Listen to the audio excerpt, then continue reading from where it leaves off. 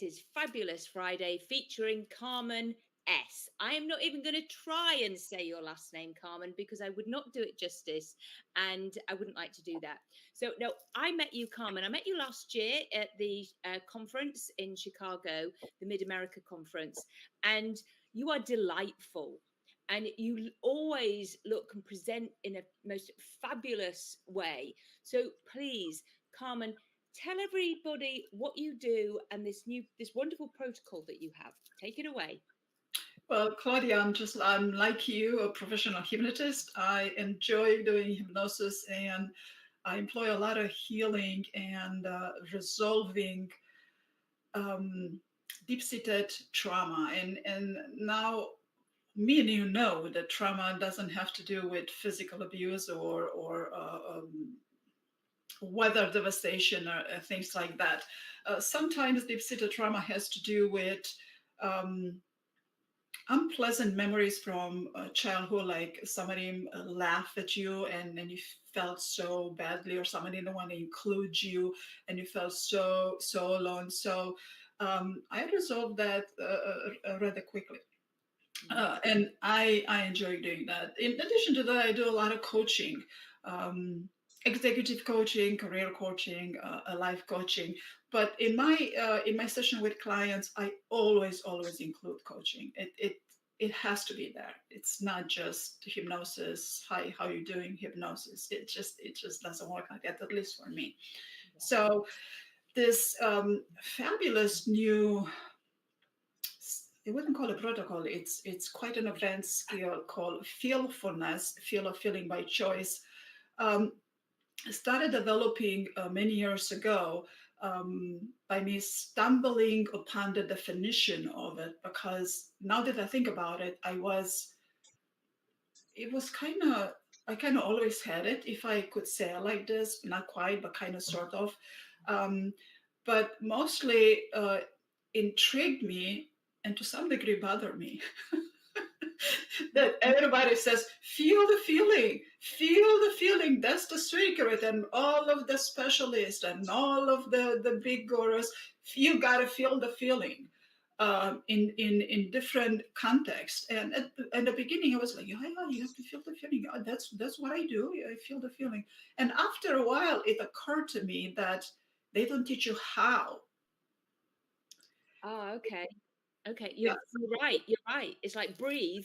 Well, how do I deep breathe? And now you're saying, well, how do you actually feel this feeling? How? Great, love it. Correct. And even in hypnosis, sometimes we're a lot of guided into find that feeling. Well, how am I going to find that feeling? Because my arthritis can really be flared up, or my digestive is not all that good. And in that moment, I come to you as a hypnotist to feel better. So then here I am going to find a feeling. Well, good luck with that, because I'm not very good at it. That's why I come to you, right? So there are ways on how to feel the feeling, even if you don't feel like it. Okay. Yeah. I really like that that curiosity, because that is absolutely huge. So please carry on. Yeah. Well, you're right. It is huge, because there is a science behind that. And in my let me show you my book. Right, it's quite a big book. It's quite a big book, and it took a lot of years to develop and to think about how to present this book, because the techniques, you can write about them, but then they have to be experienced, right? But this book needed to present the science behind it, and look at all of the references and look at all of the precedents where big guys talked about it and explained certain things, and definitely look into the neuroscience. Neuroscience fascinates me. And maybe we can have a whole segment on the neuroscience, because I can talk about neuroscience for a week straight, right? Well, and feelfulness for a week straight. And there is a science behind it.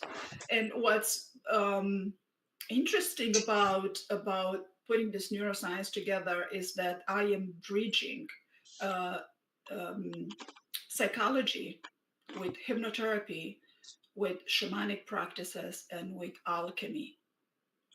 Okay. They all have something in common. So for me, learning and training in different areas, um, for me, it's easy. Well, yes, it is easy. It's easy to see the similarities between. Yeah. So I look for the good in things and what's similar and how this can be um, joined and bridged. So because of that, I bridged all of these sciences because some people understand psychology to be the method of feeling better.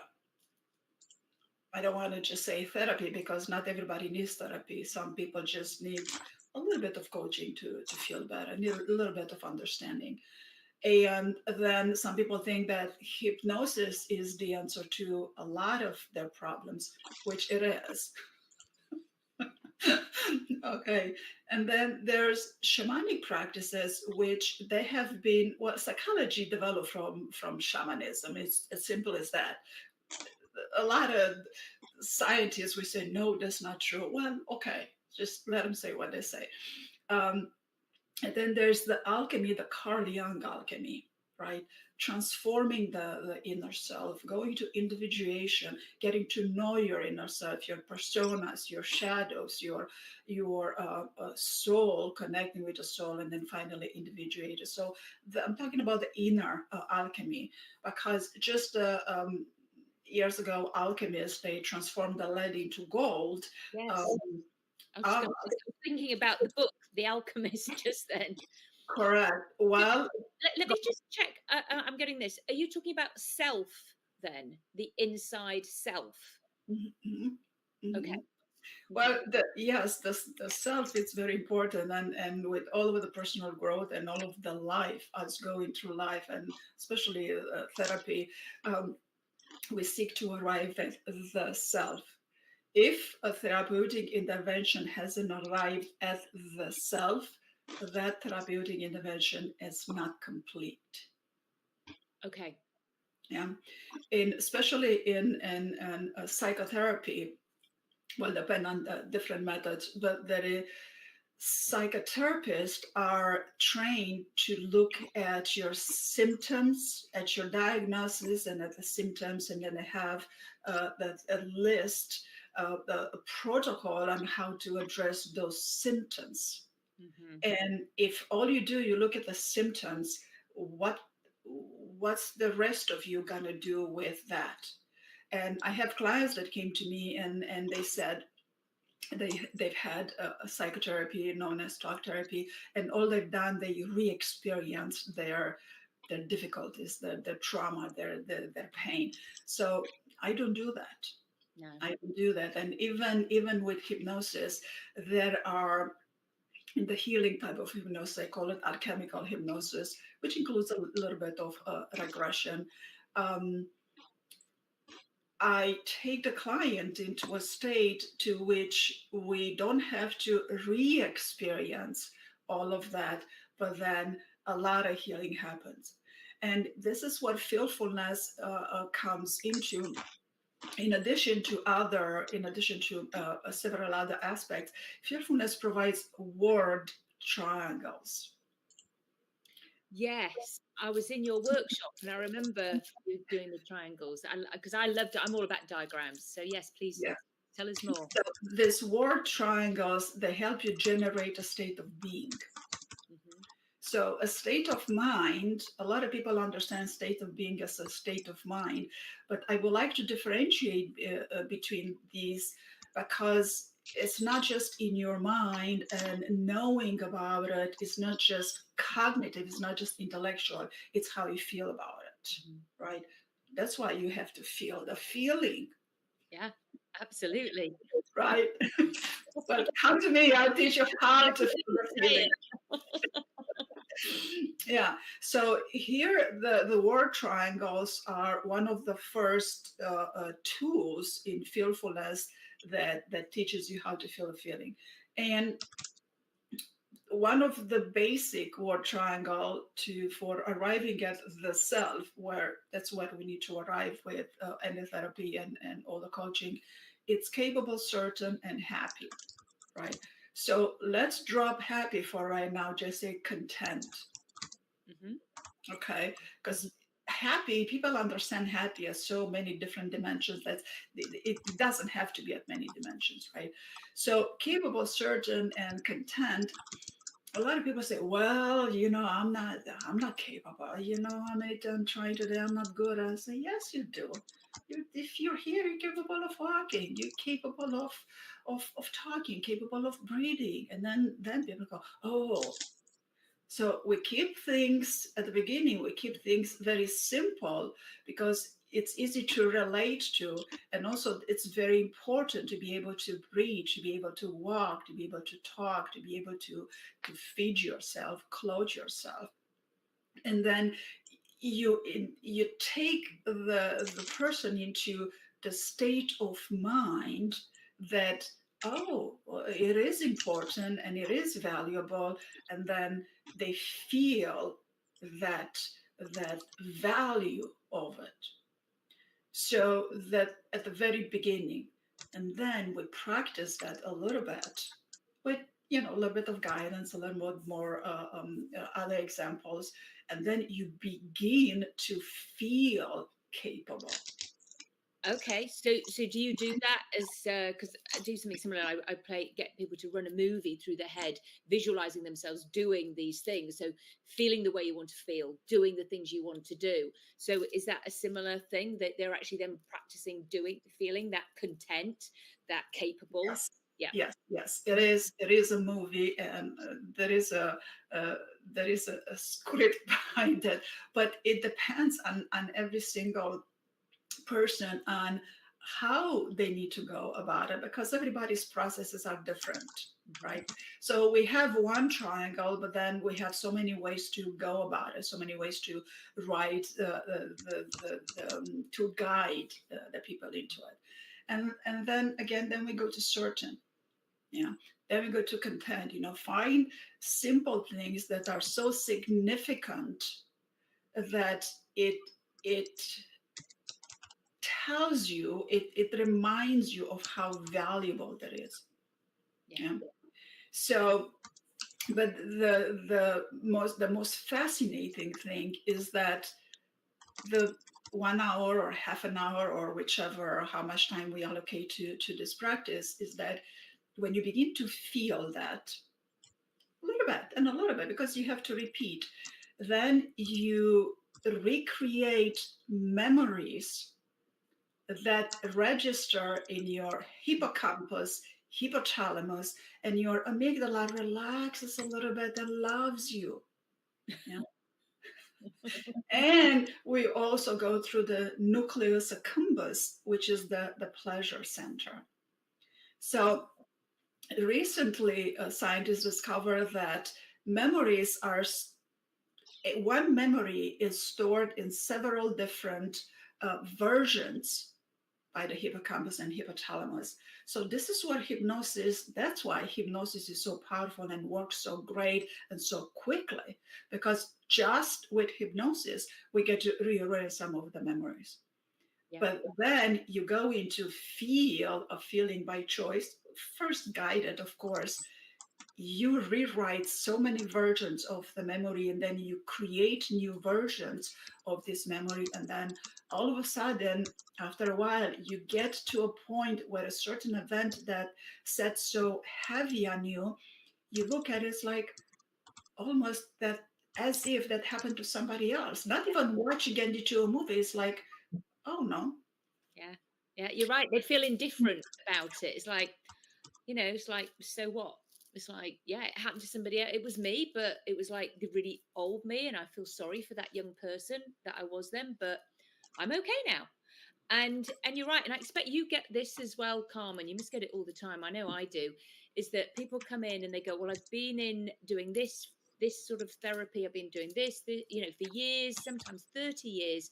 And I thought I was always going to have to feel like this. 3 sessions, 5 sessions, however many sessions, because everybody's different and it depends on how much you've got to go through. And they're fine.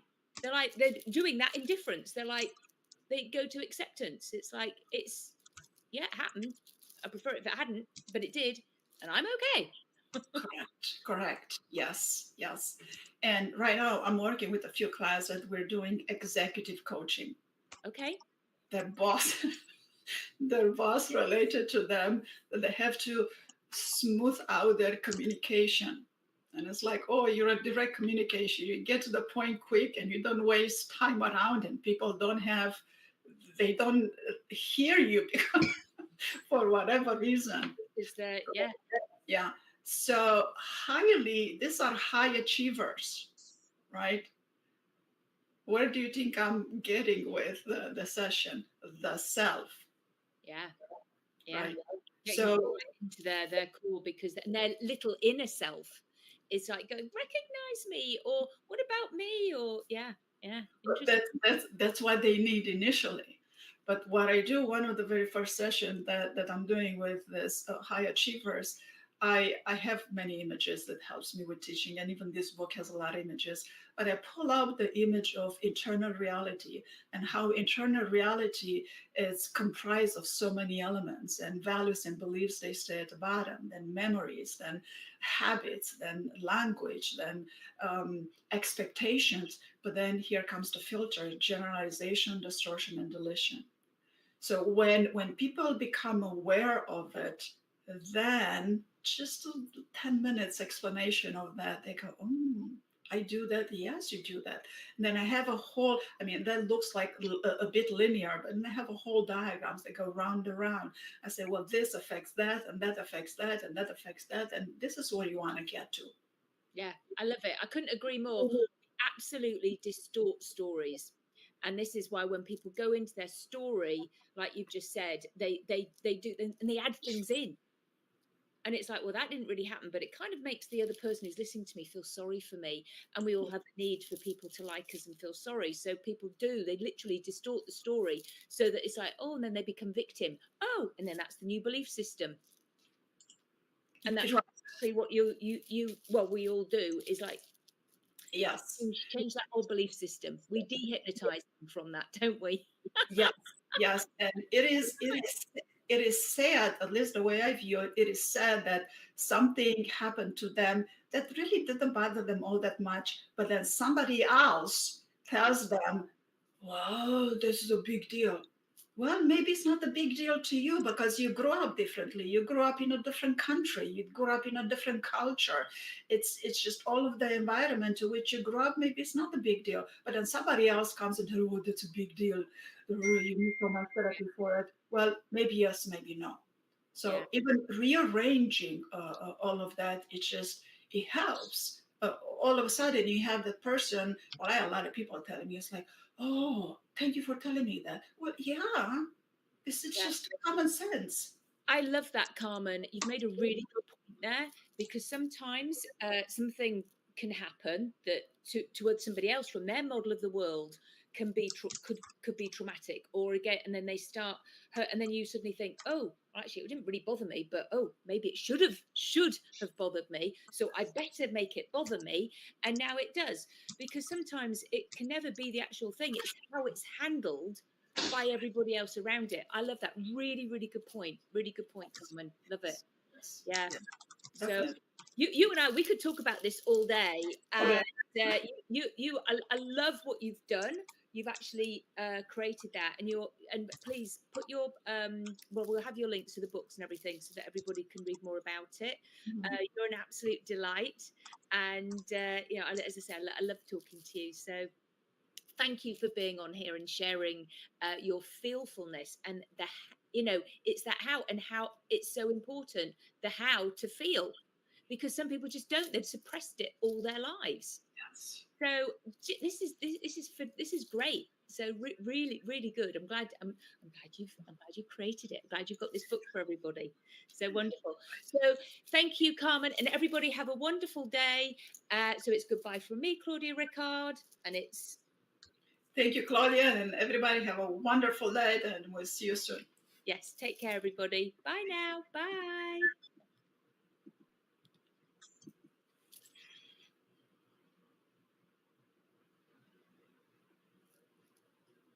It's taking its time to end.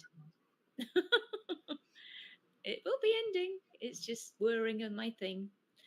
I will have to no doubt edit this bit at the end. Although sometimes people don't even necessarily watch all the way to the end. Oh my goodness, why is it whirring? Oh. Wait for it. It might go round and round and round the internet. Can you please check your internet? Oh my goodness. Yeah, it is whirring and whirring and whirring. Okay. I want to. Close the web, close the site, close the whole page. Yeah, Well, maybe not, because if you do, you might lose it. So, are you recording on the cloud? it's just recording on the thing. It's just like I don't know why it's. Give it time. Yeah. Give it time. Give it time. There you go. Oh, you know, if it does it again, I'll just press pause. And I can edit this last bit anyway. Okay, that's fine. Just let it be for right now. Do the best that you can, and don't stress about it. I'm not going to. No. I don't want to lose our recording. Good. So it's like I say, most people don't only get to that. So I'm just going to pause. It's not even letting us pause. Oh my goodness! It's the internet connection. Yeah, but I don't know why, because I've never had that before. Are you on Wi-Fi or plugged into the cable? I don't know. I'm in my office, so I'm just got Wi-Fi. You're on Wi-Fi. Do you have the RJ45 plugged into your RJ45 connector? I don't know what any of that is. Okay, you're on Wi-Fi. Yeah, it's like, what's that? You're talking technical like stuff now, and I don't know what any of that. Oh, well. Okay. I don't know why it's not ending. That's really weird. All right, it's still just like stop. It's still doing it. Anyway, not to worry. So that was great. Yeah, really enjoyed that. That was good. Yeah, I work very similarly, and it's so yeah. You've got people, you know, and when I work, they spike their feelings, and then so they do feel it, and then we get rid of it. But I don't go into the story. Never go into the story. No. But people love the story, and sometimes when people are still involved in the story, you know, they're not necessarily ready for change because the story is part of their story, and they also want you to be on board with their story.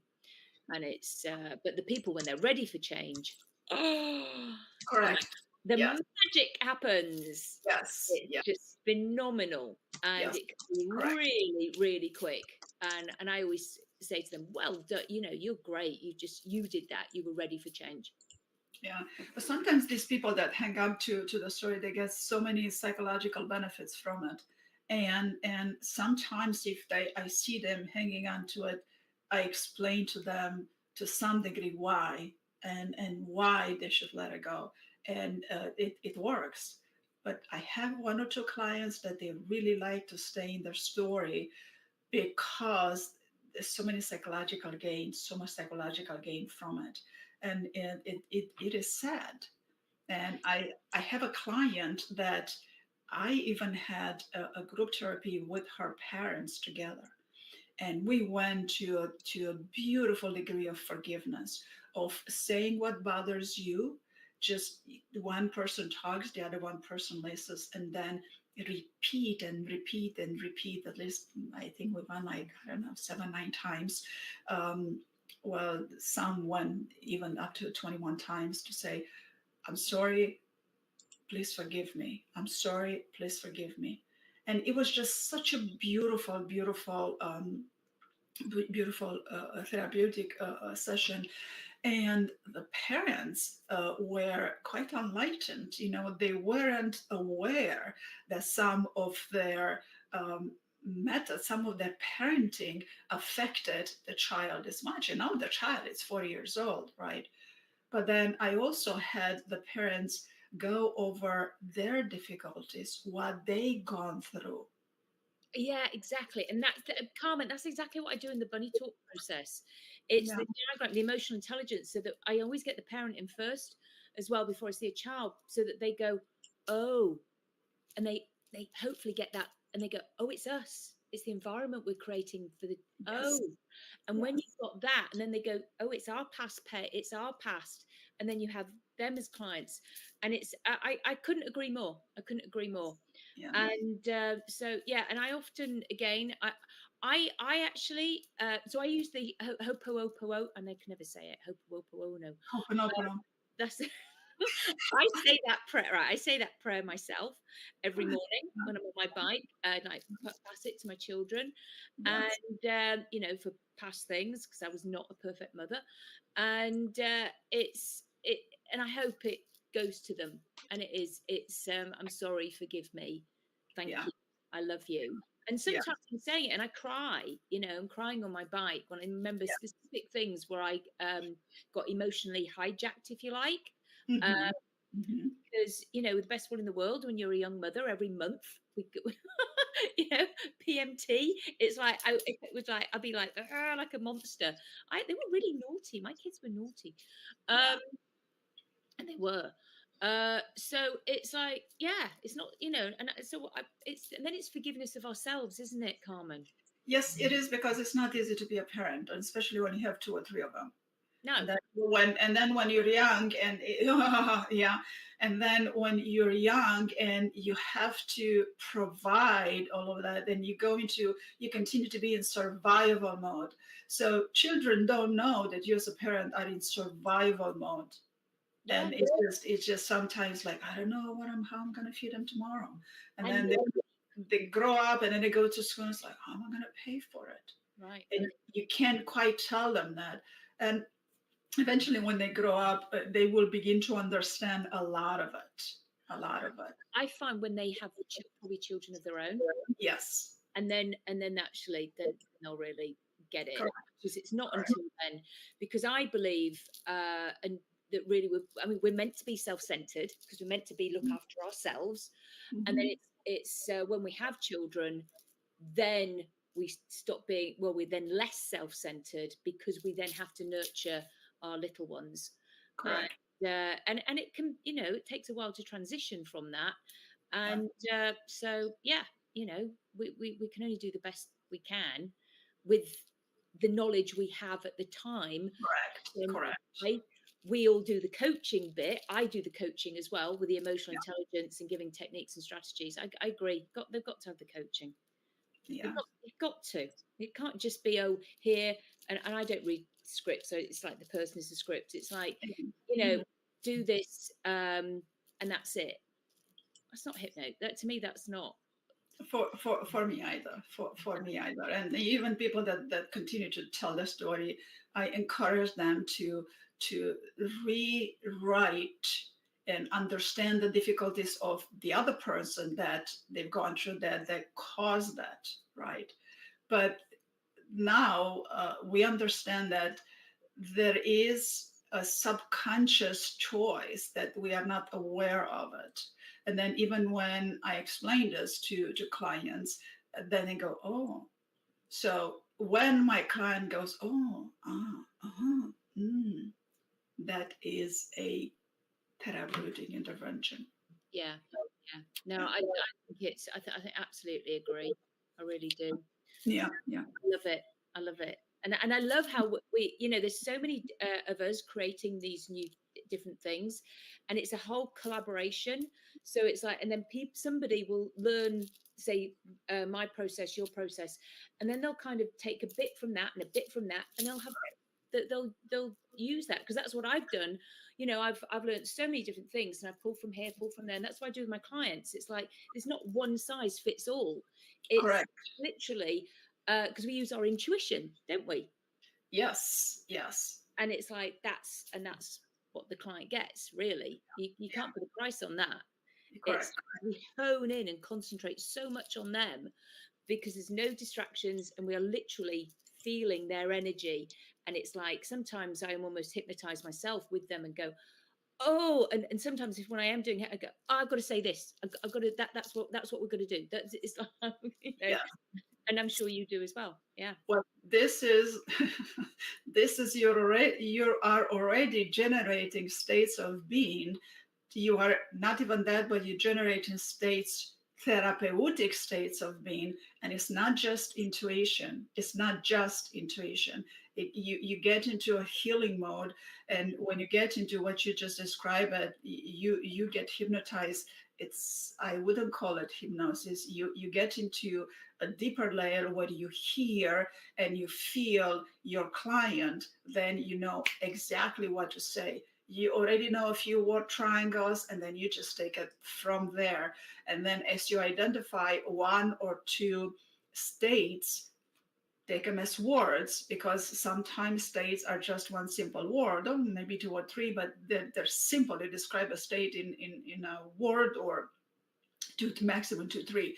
If you add the I do or I am or I have. But in that therapeutic state of being, miracles happen. Yeah. Okay. Well, I would say that whatever that is, and if there's so what word would you give it when? Because I always think, well, I must be going into hypnosis then when I get that. So what would you call it? It's a therapeutic state of being. You are generating, in the book I talk about generating states of being, which is different than states of mind. Okay. In state of being, you combine the thought with the feeling. But in therapy, you begin to generate a therapeutic state of being. It's not about, it's you healing the client, giving them at the higher level the feeling that they need to feel to get better. And then you generate that feeling like this, and you keep generating. It's not you, it's not that how you feel in that moment. You intentionally feel what they need to feel to get better. Yeah. I mean, that this is a skill. This is quite a skill. And then I teach practitioners to do that like that. But it takes 21 repetitions. Yeah. So there you go. So I do it, and I didn't know I was doing it. Yes, see, there we go. And this happens, and then things that we do, we can add a definition to it. We can put the words into it, and then clients, they like it. It's like, oh, that's what's called. People like definitions. Well, not everybody, everything can be defined, but we can eventually work hard on it and put the definition on it. Okay. Oh, cool. Yeah. Well, as I say, I just sort of made the. Well, I'm just like, I don't know, intuition, hypnosis with them, and I'm just getting this feeling of this is what they need, and it's Yeah. like just comes out. So that's cool. So thank you. I'll try and end this